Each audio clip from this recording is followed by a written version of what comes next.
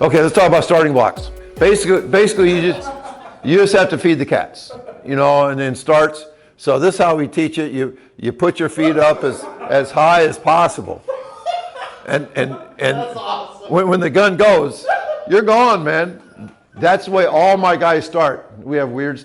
He didn't do the Jamaican toe drag either. No, it's just we don't believe in that. We just bam, we're out of there. Like we have a rocket in our ass, just bam. Okay, what's weird about acceleration, coaches love it because they get to coach it. Like, hey, I can't do anything about top speed, but I can improve their starts. Now, what's interesting is that your start doesn't win the race. This is the 30-meter mark when Marcel set the state record. It's almost like a dead heat at this time. 30 meters, everybody's the same. What is this? 100 meters. I'll run the other way? Yeah, the wind, so they ran the other way. Yeah. It's windy in Illinois, always. You got the double shoot on the track there. Yep. And so there's the 50 mark, and things start to happen. But it's important, you can't read that over there, but it says the highest velocity at the 60-meter mark will win the race. So max speed is still the thing that wins the 100. Anybody that thinks it's your start that wins the 100, it's really not. You want a good start, but coaches overthink it because they can coach and But so the actual race looked like this.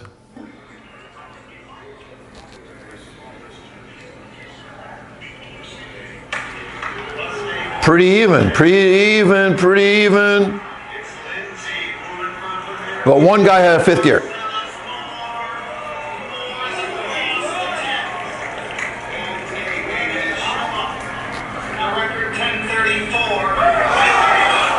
So he ran 10:31, which is not California fast, but that's Illinois fast.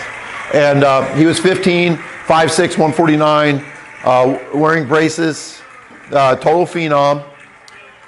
I think that if he would have had the dopamine of Texas, California, Florida, or Georgia, it would have been 10-12 or something. That was win legal. As a 14-year-old, he ran at the state meet 10:40, which was the world record for 14-year-olds.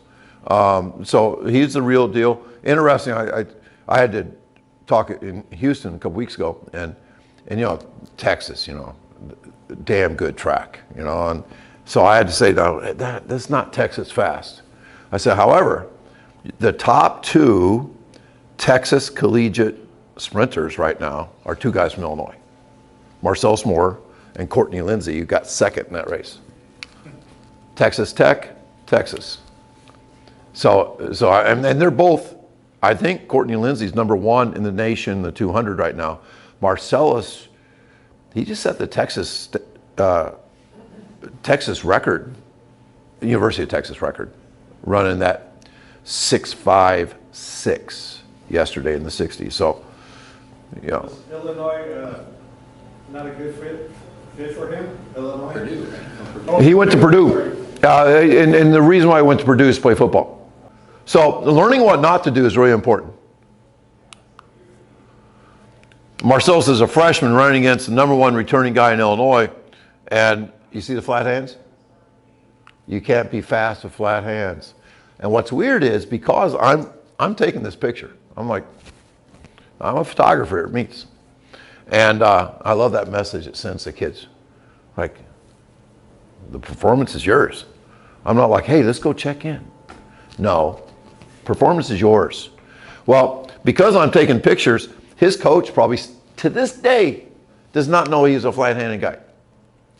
He should though, because he lost the race. I mean, you can't get off a flat hand. Marcel's just smoked him. This is the #1 returning guy, and this is his second meet as a 14-year-old. This is really important. Developmental kids need more of a vertical component coming out.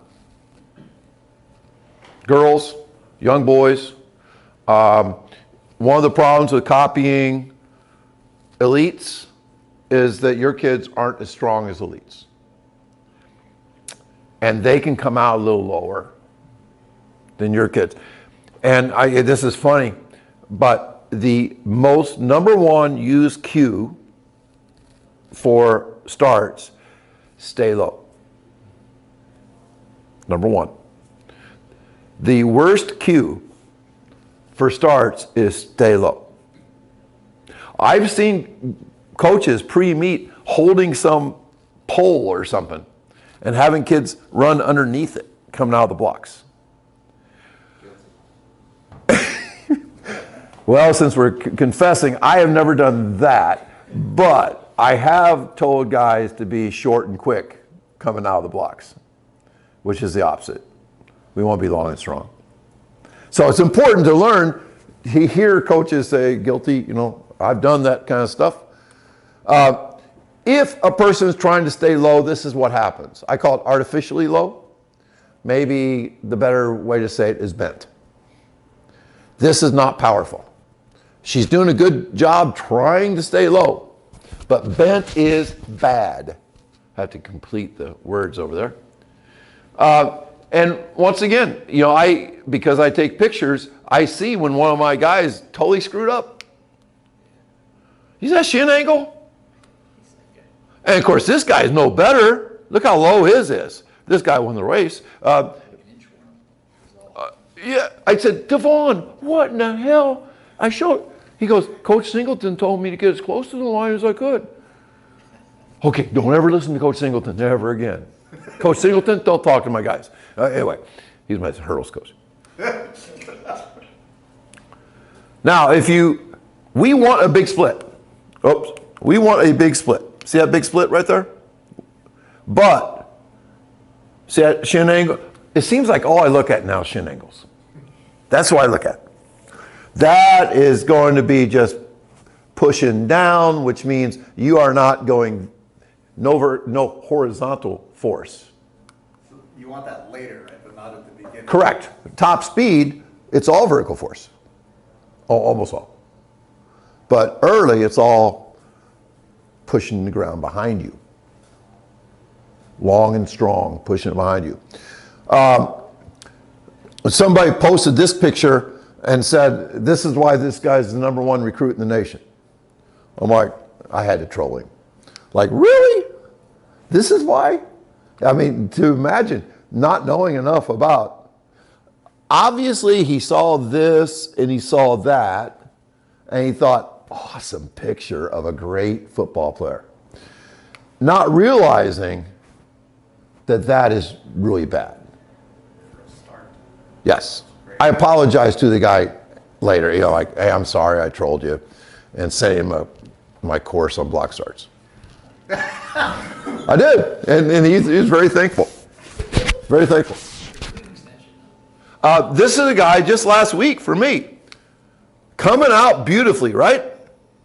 A+. Second step. Second step's supposed to look like the first. Now, the difference between me and that guy from Georgia is that I know that this isn't good. That second step has to pound backwards, not go vertical. This is a guy, fast guy for me, 3 years ago. Came out, this is his first time coming out of the starting blocks in his life. He'd never been to a track meet. Lavelle Patterson was his name. And see how all bent up he is? Yeah, just eyes forward. This is the way novices look.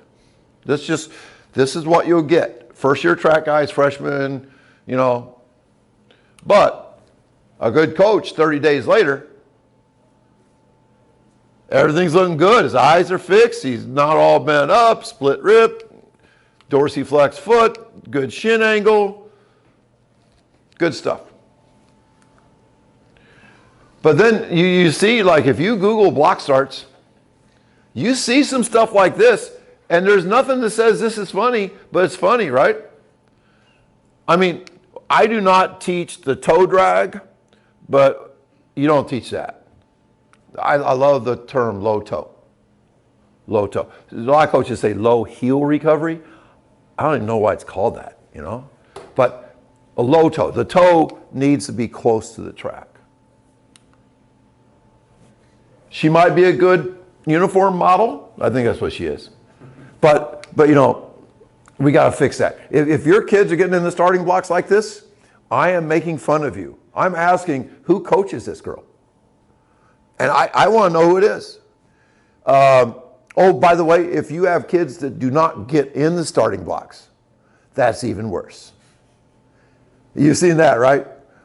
There at one school I was at, not one of the girl sprinters, they were all up for the 100. I'm like, that's so embarrassing.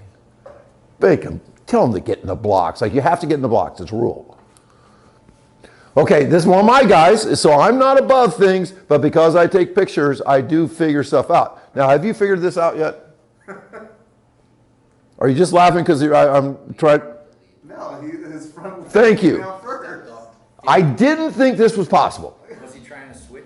Is he a hurdler or something? No, he is just, when I showed him the picture, I said, I've never seen anybody do this. He goes, Coach, I didn't know I was doing it. Yeah, this same kid that never, like averaged 12.15 as a freshman, ran 10.71 for me last year. Yeah, nice. I still don't know how he did it. I mean, because he looked very generic, But yeah, he's leading with the lead leg, which is like, what? But that's why I take pictures.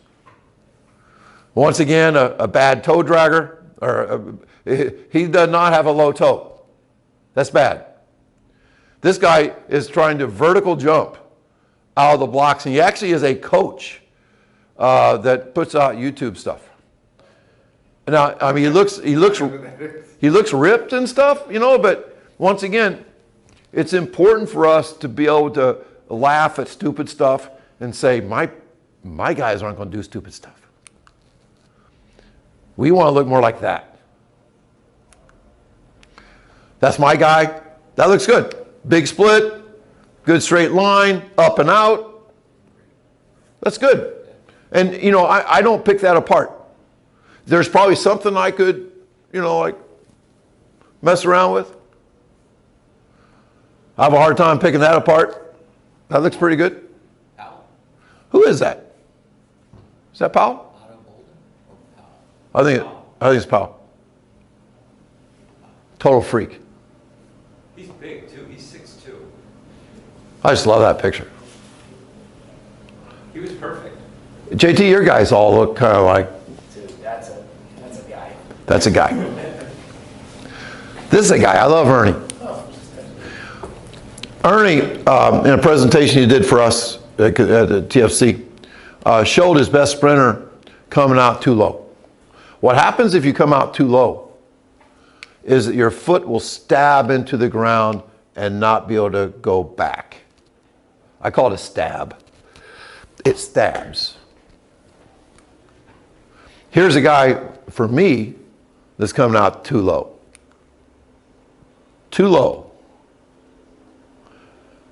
And because he's too low, his foot is too low, and see how the foot stabs into the ground instead of having the opportunity to whack the track, that comes from Jonas Dodu, whack the track behind you. You're not the further guy, right? Not the closer. Oh, the closer, I'm talking about the closer one. The further guy's probably screwed up too. That was his first year of track. Stab. The further guy at least had a good stiff ankle, but he was still stabbing too. He's too low as well. Now, that same guy that Ernie was talking about, fixed, come up and out. Don't come out low, come up and out. Look at where his foot position is now. Much better opportunity to hit the track behind you. One of the things Ernie says I love, you never have 2 feet on the ground. If he's coming out low, he's going to have 2 feet. Second step is consistently the worst step. That kid that I showed in that other one, the first step was good, second step was awful. Here is the second step of the guy that came out higher. See the foot position there? How he's able to hit back with some force. Instead of just planting that foot, stabbing that foot in the ground, he's able to hit behind him. For sure, anytime you're teaching a skill, don't tell a kid 10 things. Teaching free throws, tell them to high release. High release. You know, if you're telling him 10 things, they'll turn into a total mess. So I have found that if you take it real simple, if somebody said, what's the most important thing in the blocks, I'd say 2 feet, 3 feet. Real simple. I saw a bolt measuring one time, 2 feet, 3 feet, first block at 2 feet, or block, the first pedal, second pedal at 3. Now he went 2 and 3 minus an inch or two, and 3 feet minus an inch or two. Brian Fitzgerald, I saw tweeted that he likes 2 feet, 3 feet plus an extra inch. So to me, it's like, who's right? I don't care. 2 feet, 3 feet, and adjust from there. 2 feet, 3 feet. If that happens, the knee should be right at the elbow when you take your marks. But obviously, it's a big time meet with big time athletes. That guy's 4 inches past his elbow. Unless this guy is just the greatest block starter ever, I would say, I think you're too close.